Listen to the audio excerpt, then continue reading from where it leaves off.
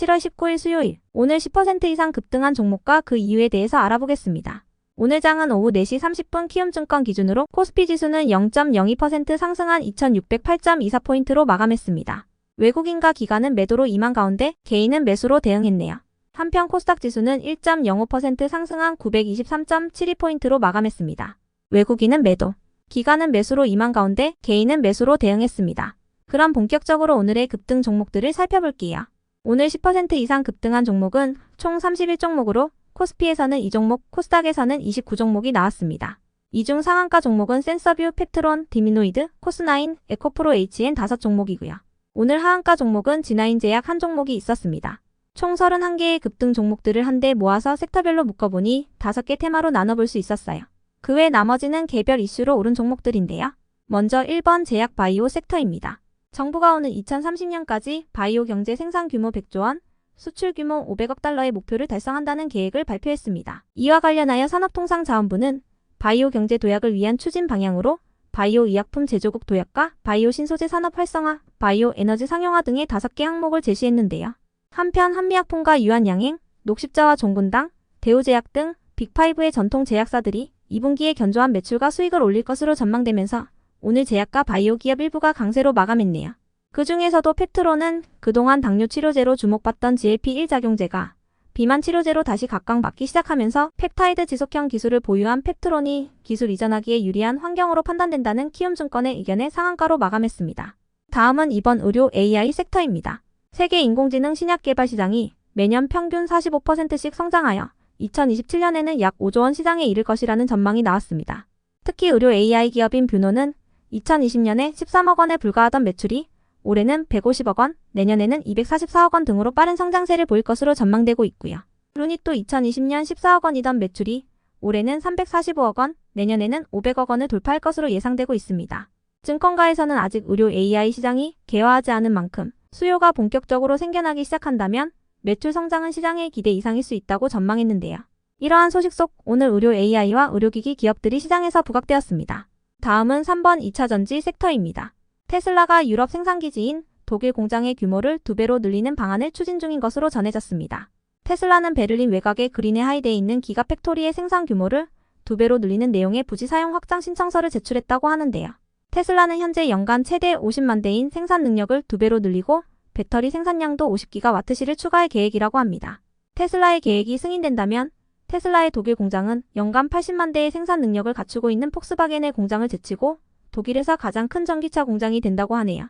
한편 최근 에코프로 그룹의 상승세가 두드러지고 있는 가운데 공매도 세력의 쇼스키즈 매물과 더불어 오늘 한 매체가 에코프로비엠의 코스피 이전 상장 검토서를 보도하면서 에코프로비엠과 에코프로 HN이 급등세를 보였는데요. 이에 대해 에코프로비엠 측은 코스피 이전 상장 검토는 시기상조라며 에코프로머티리얼즈 상장 추진에 먼저 주력하고 있다고 반박했습니다. 더불어 세로닉스와 LNF도 코스피 이전 상장 검토 소식에 급등세를 보였으며 LNF 측은 코스피 이전 상장을 검토 중이나 구체적으로 확정된 사항은 없다고 밝혔습니다. 다음은 4번 반도체 섹터입니다. 소방청이 클린룸에 대한 규제를 대폭 완화하는 개정령안을 마련했다는 소식입니다. 해당 개정령안은 반도체를 제조하는 클린룸에 대한 규제를 완화하는 내용을 담고 있어 반도체 기업들에게 호재가 된 모습이었는데요.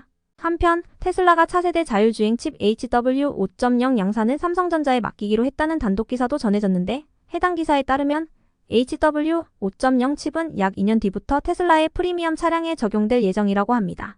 반도체 공장이 없는 테슬라는 자율주행 칩 개발 단계부터 삼성전자 등의 파운드리 업체를 정하고 협업한다며 이재용 회장이 머스크를 만나 설득한 것이 성과로 나타났다고 전해졌습니다. 해당 소식에 반도체 관련주 일부가 시장에서 부각되었으나 오늘 대표 반도체 기업들은 소폭 하락세를 보였네요. 다음은 5번 AI 섹터입니다.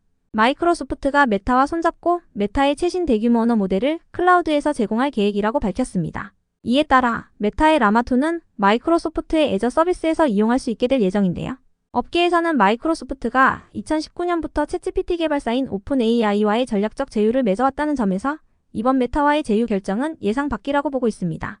아울러 마이크로소프트는 MS365 코파일럿의 이용료를 공개하고 기업용 보안 강화 챗봇인 빙챗 엔터프라이즈 서비스도 출시하면서 어젯밤 미국장에서 4%에 가까운 상승세를 보이기도 했어요. 이러한 소식 속 오늘 AI 관련주 일부가 강세로 마감했습니다. 그 외 나머지는 개별 이슈로 오른 종목들인데요. 먼저 센서뷰가 오늘 신규 상장 첫날 51% 급등세로 마감했습니다. 센서뷰는 고주파 영역에서 신호 손실을 최소화하는 RF 연결 솔루션 전문 기업으로 5G 안테나와 반도체 측정 장비 등이 주력 제품인데요.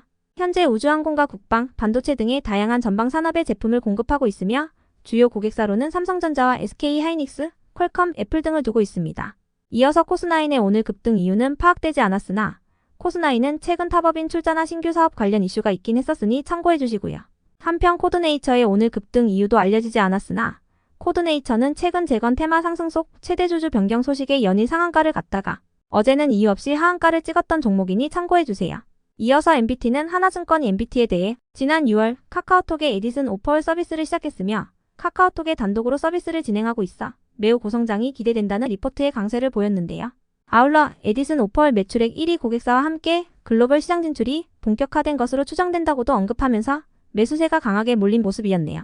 다음으로 더구전자는 인도의 아이폰 판매량이 독일과 프랑스를 제치고 처음으로 5위에 올랐다는 소식이 전해지면서 애플 관련주로 부각되었는데요.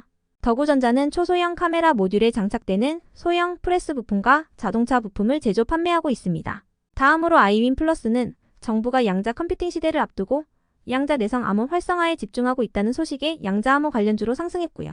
이어서 컴퍼니 K는 올 하반기에 기업 공개를 앞두고 있는 반도체 설계 스타트업인 파두가 투자사인 컴퍼니 K의 높은 회수 성과를 안겨줄 것으로 기대감을 입으면서 상승한 것으로 추정됩니다.